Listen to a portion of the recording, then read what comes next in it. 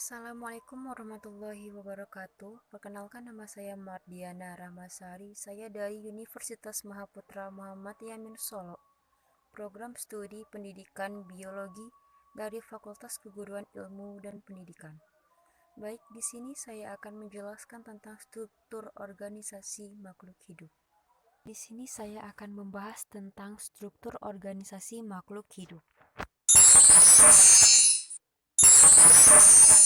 Organisme kehidupan yang saya bahas di sini ada 4. Yang pertama sel, yang kedua jaringan, yang ketiga organ, yang keempat sistem organ. Yang pertama saya akan membahas tentang sel. Sel ini terbagi atas 2. Yang pertama ada tidaknya inti dan yang kedua jumlah sel. Ada tidaknya inti ini juga terbagi atas 2, yaitu prokariotik dan eukariotik. Dan jumlah sel terdiri atas uniseluler dan multiseluler. Organisme kedua, saya akan membahas tentang jaringan. Jaringan pada hewan dan tumbuhan. Jaringan hewan terdiri atas epitel, ikat, otot, dan syaraf. Sedangkan pada jaringan tumbuhan terdiri atas epidermis, parenkim, pengangkut, dan penyokong. Organisme yang ketiga adalah organ. Di sini saya akan membahas tentang organ hewan dan organ tumbuhan. Organ hewan terdiri atas mata, paru-paru, jantung, hati. Dan pada organ tumbuhan terdiri atas akar, batang, daun, dan bunga. Dan yang keempat, saya akan membahas organisme tentang sistem organ. Sistem organ ini terbagi atas 2, sistem pernafasan dan sistem pencernaan. Di sini saya akan membahas tentang sel berdasarkan ada tidaknya membran inti. Bisa teman-teman lihat semuanya perbedaan antara sel prokariotik dan sel eukariotik. Sel prokariotik ini adanya bagian-bagian yang pertama kapsul, dinding sel, membran sel, sitoplasma atau yang terdapat cairan-cairan pada sel prokariotik. Setelahnya ada ribosom, ada plasmid, ada pili, ada nukleoid, dan yang terakhir flagellum. Sel prokariotik adalah sel yang tidak mempunyai membran inti, di mana sel ini tidak mempunyai organel untuk membatasi sistem membran. Contohnya terdapat pada bakteri. Dan di sebelahnya bisa teman-teman lihat adanya sel eukariotik. Sel eukariotik ini terdapat adanya bagian-bagian. Yang pertama retikulum endoplasma kasar atau RE kasar. Setelahnya ada ribosom, ada retikulum endoplasma halus, adanya mitokondria, aparatus Golgi, sentriol, lisosom, sitoplasma, membran sel, dan yang terakhir ada nukleus. Nukleus ini terdiri atas nukleo, plasma, nukleolus, dan membran inti. Sel eukariotik adalah sel yang mempunyai membran inti. Sel eukariotik ini dibatasi oleh adanya sistem membran. Contohnya terdapat pada hewan dan tumbuhan. Berdasarkan jumlah sel, uniseluler dan multiseluler. Yang dimaksud uniseluler di sini adalah sel yang hanya terdiri dari sel tunggal atau satu sel. Ukuran sel ini sangat kecil atau mikroskopis. Contohnya saja amoeba. Dan berdasarkan jumlah sel yang kedua adalah multiseluler. Sel multiseluler ini disebut juga dengan sel yang terdiri lebih dari satu sel. Jumlah sel yang lebih banyak menandakan bahwa organisme ini lebih besar ukurannya dibanding sel uniseluler. Contohnya hewan, tumbuhan, serta pada manusia. Jaringan pada hewan. Di sini saya akan membahas pertama kali tentang jaringan epitel. Yang dimaksud dengan jaringan epitel adalah jaringan yang berfungsi sebagai pelindung. Contohnya pada kulit hewan. Yang kedua, adanya jaringan ikat. Jaringan ikat adalah jaringan yang berfungsi untuk mengikat bagian-bagian tubuh. Contohnya antara otot dengan tulang. Dan yang ketiga, adanya jaringan otot. Jaringan otot tersusun oleh sel-sel otot yang berfungsi sebagai pergerakan tubuh. Contohnya pada otot jantung. Dan yang terakhir adanya jaringan syaraf. Jaringan saraf tersusun oleh sel-sel saraf atau neuron yang berfungsi untuk menerima dan menyalurkan rangsangan. Jaringan pada tumbuhan. Yang pertama, di sini saya akan membahas epidermis. Jaringan epidermis adalah lapisan paling luar yang berfungsi sebagai pelindung yang menutupi seluruh organ tumbuhan. Yang kedua, parenkim. Jaringan parenkim adalah jaringan yang terdapat di seluruh organ tumbuhan. Yang ketiga, pengangkut.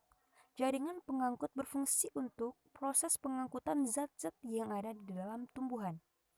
Jaringan ini terdapat dua macam, yaitu xilem dan floem. Dan yang keempat, adanya penyokong. Jaringan penyokong atau merupakan jaringan yang memberikan kekuatan pada tumbuhan sehingga mampu berdiri tegak. Untuk organ pada hewan, yang pertama mata. Mata berfungsi untuk melihat. Organ ini terbentuk dari jaringan otot dan jaringan saraf. Yang kedua, jantung. Jantung berfungsi untuk memompa darah. Organ ini terbentuk dari jaringan otot jantung, jaringan pengikat, dan jaringan saraf. Yang ketiga ada hati. Hati berfungsi sebagai tempat menawarkan racun. Organ ini terbentuk dari jaringan otot, jaringan pengikat, dan jaringan saraf. Dan yang terakhir adanya paru-paru. Paru-paru berfungsi sebagai alat pernafasan.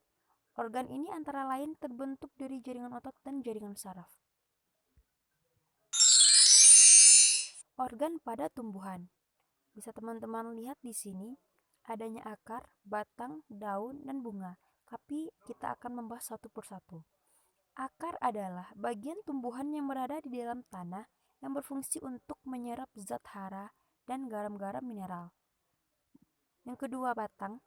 Batang adalah salah satu organ tumbuhan yang berfungsi sebagai penopang dan tempat tumbuhnya daun.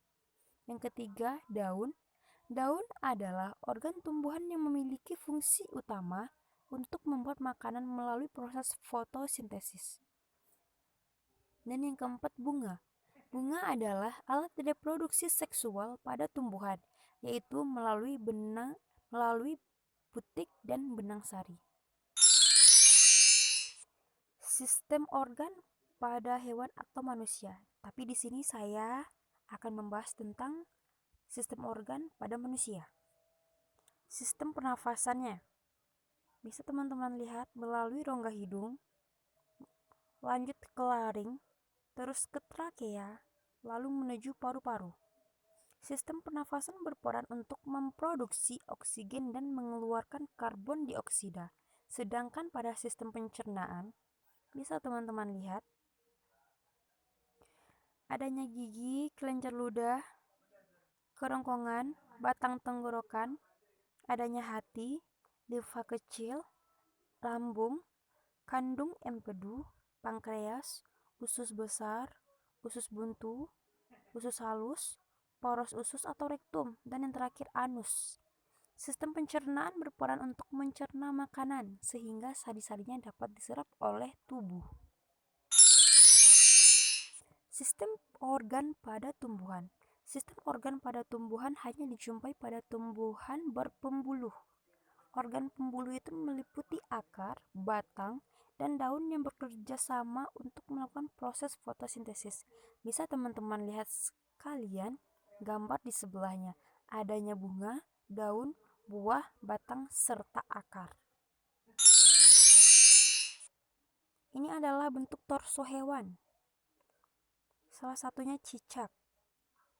Teman-teman bisa lihat adanya otak, esofagus, trakea, jantung, hati, usus halus, kandung kemih, rektum, kloaka, uretra, ginjal, oviduk, ovarium, corong, perut, serta paru-paru.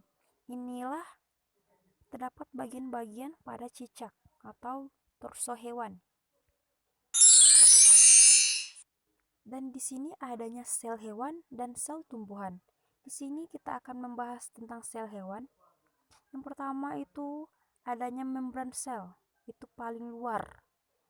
Setelah itu ada ribosom, sitoplasma. Sitoplasma ini biasanya berisi cairan. Dan yang kedua dan selanjutnya ada mikrotubulus. Mikrotubulus ini seperti jarum. Setelahnya ada sentriol, ada nukleus atau nukleolus, adanya aparatus Golgi, mitokondria, vesikel pinositotik, adanya lisosom, vesikel Golgi, RE halus atau RE kasar. Di sel tumbuhan adanya dinding sel, membran sel, aparatus Golgi, kloroplas, membran vakuola, kristal rapid, kristal dras, mitokondria, sitoplasma, amiloplas, vakuola besar, RE, nukleus, nukleolus, RE halus, ribosom, dan vesikel Golgi. Sekian dan terima kasih. Assalamualaikum warahmatullahi wabarakatuh.